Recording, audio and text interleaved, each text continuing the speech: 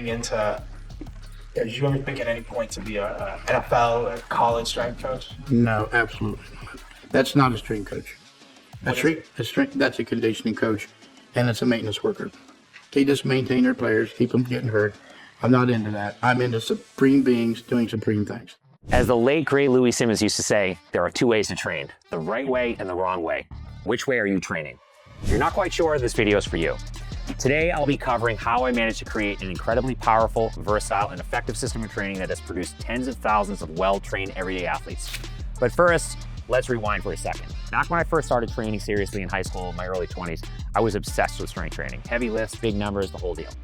But in my late 20s, I opened my gym and strength training was the cornerstone of that gym. However, conditioning is kind of an afterthought. My athletes were really, really strong. We crushed big lifts, we dominated workouts, put up solid numbers in the CrossFit Open, but there was always this missing piece. Something kept showing up to me, and that was that we couldn't sustain ourselves for long periods of time. First, I ignored it. We trained hard, we're fine, but deep down, I knew that there was something missing.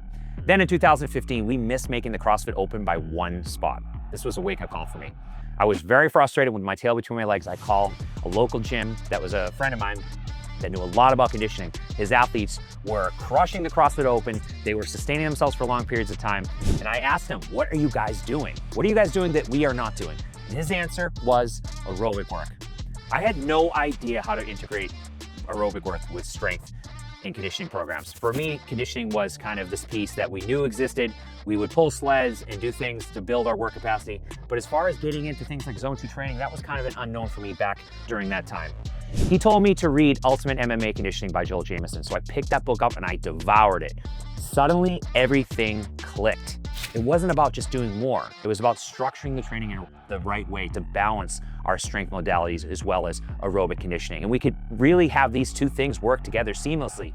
So the realization I had was that I needed to go all in and learning everything I could about the aerobic system. So I got a degree, master's degree in exercise science, and this is where I really started experimenting things and tweaking things so we could get the most from our training. The results, more strength, better endurance, faster recovery, higher performance across the board. The word was out. My gym had become a place to train. Coaches started asking me what I was doing. Before I knew it, I was writing articles for some of the biggest websites like T Nation, Elite FTS. And something I realized is that the best way to train isn't just about lifting heavy. It's about having a balance between three key elements. And that is training heavy, training fast, and training long. So let's start with the most obvious element, which is lifting heavy. Heavy lifting allows us to build strength, build absolute strength that is, and there are a lot of different ways that we can achieve strength development. One of the ways that we achieve strength development within functional conjugate model is using something called the sub-maximal effort method. And this, by definition, is building to a heavy lift for a day with a big movement, something like a squat, press, or a deadlift. I actually covered this in one of my recent videos, 4 strength methods to get you really strong. So if you want to check that out, you can go deeper with some of these methods. But this is a method that allows us to strategically build and weight across multiple sets with full recovery between sets. And it might be a max for that day based on how you're feeling, just based on how you're making sense of everything that we're dealing with outside of the gym, like stress. So whatever your max is for the day is your best on that day, not necessarily your best all time. This is a method that is very simplistic in nature, but allows us to work with some higher intensity strength work, but lower volume. Now, on the other end of the spectrum, we need to think about building limitations, building where we're potentially weak and where there might be some holes in our game. And we do this through accessory exercises. This is what Louis Simmons used to call special exercises because they're dedicated at bringing up those limitations. Now, because they're accessory exercise doesn't mean that they're necessarily going to be any easier. We want to push these exercises very hard. But with these smaller exercises, things like direct arm, direct glute work, direct upper back work, we might be doing higher repetition, higher volume sets, but by nature of doing higher repetition sets, we are essentially having lower intensity. We're not going to be moving the same loads that we would normally work with something like a 5 rep max back squat. So there's a nice counter between these two, and this allows us to kind of open up our field, our frame of reference in terms of exercise selection, working with some single joint exercises and some things that we can strategically use to build those weaknesses. So these are two mainstay methods.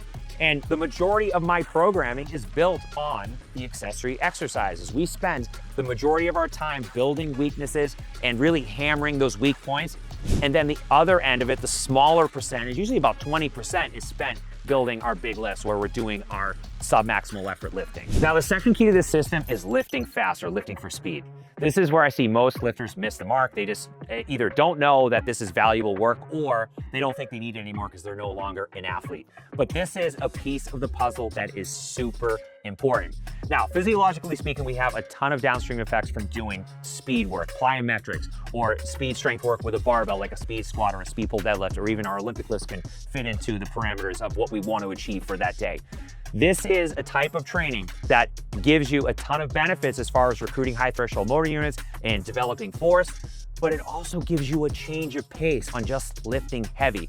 I find that this is a method that not only gives people a change of pace where they have something to look forward to in their week of training, but it allows them to tap in to that inner athlete and feel fast, to be explosive again. And as I've gotten older, I haven't leaned on my athletic ability less. I actually lean on it more when I'm playing with my kids, or I'm trying to, prevent my son from falling out of a tree, whatever the case may be. I am still using my athletic ability. Maybe not as much as I used back when I was a real athlete, but I still use it. And it's a valuable form of training for that reason. Now, if we just think about the physiological adaptations, we know that as we get older, we lose type 2 muscle fibers, our fast twitch muscle fibers, which are highly responsible for strength and power development. We can stop some of this loss by doing regular speed training. So it is a form of training that can unlock your potential from both physiological advantages, but more so just from keeping you motivated. The longer you are motivated to do a form of training and the higher compliance you can have with that form of training, the better results you're gonna get. I know it comes like a magical shock to you guys, but the longer you can stick to a training plan, that is where the magic happens. And that is what I'm in the business of doing, is allowing people to have a training plan they can stick with long term. So speed training is the thing that can unlock your potential, allow you to feel athletic again, but also keep you motivated to train. Last, and maybe the most underrated, is that you have to train long. And I don't mean 2+ hours in the gym every day. I mean doing zone 2 aerobic conditioning. This is the single biggest cheat code for longevity, recovery, and overall work capacity. So let's talk about what it is. Zone 2 is low intensity, steady state aerobic work that's done cyclically, where your heart rate is usually between the ranges of 120 to 150. So think about easy biking, light sled drags, maybe getting on a rower or an incline treadmill for a walk. Those are things that would fit within the parameters of that. This specific type of work done in a specific range builds your aerobic engine. And most people already know that this means a stronger heart and vascular networks. It's no surprise that people with great endurance have improved nutrient and oxygen delivery to working tissues, more mitochondria, remember the powerhouse of the cell, and more efficient mitochondria. So you have the ability to do more work while expending less energy, as well as reducing things like inflammation and, of course, improving your VO2 max, which we know is directly linked to how long someone lives. But most lifters don't know this, and they don't understand that there is a major connection between your ability to recover and have things like aerobic conditioning, as well as improving things like strength. So strategically adding zone 2 into your week of training not only means healthier heart, but it also means better recovery between strength sets and sessions, and it allows you to really get more from the training. This matters if you want to show up 3 to 4 days a week for your strength sessions and be fully recovered and be able to put the effort in versus showing up feeling sluggish and beat up. Then again, kind of think of how that will play out. So said another way, zone 2 work makes your high intensity work feel effortless, meaning better performance with less fatigue. So I know lifters out there, they love to skip the cardio, and it's just like optional cardio days. But if you want to train hard for decades, you need to take care of your heart and recovery system, period. So there it is, functional conjugate training with 3 simple rules. Train heavy, train fast, and train long. If you are looking for a program that encompasses all of these elements, click the link below in the video description and I'll help you find the perfect program for you and your goals. And until next time, guys, results are king.